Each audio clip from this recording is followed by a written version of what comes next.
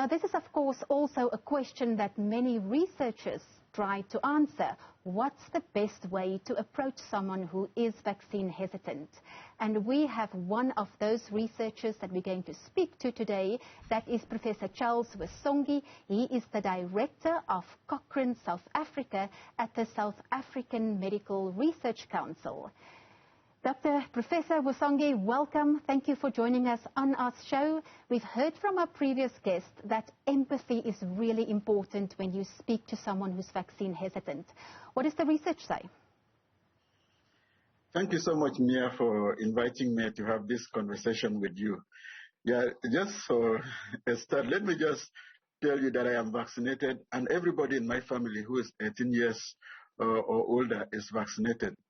And most hesitant people, like your previous guests, are ordinary people with specific concerns about vaccines who just want to make the right choices for themselves and their families.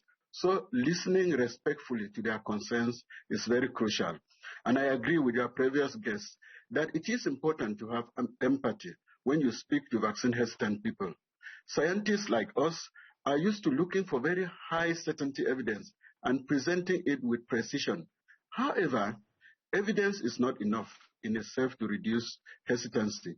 In many instances, empathy is more persuasive than evidence, and I agree very much with what your previous guest said. Secondly, it is important that we consider the context. Vaccine hesitancy in some communities is mediated by experiences of marginalization and exploitation.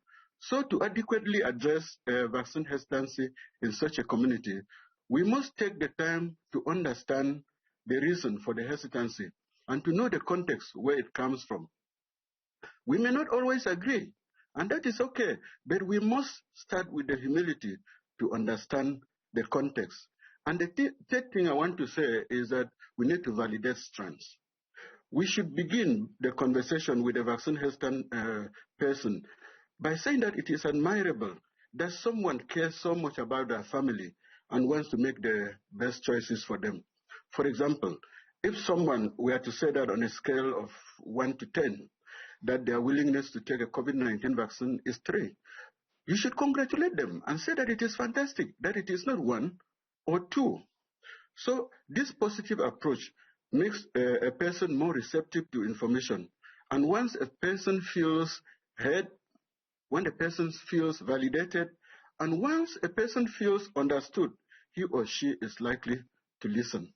I think those would be the main tips that I will give about talking to a vaccine hesitant person. And of course, empathy is very important.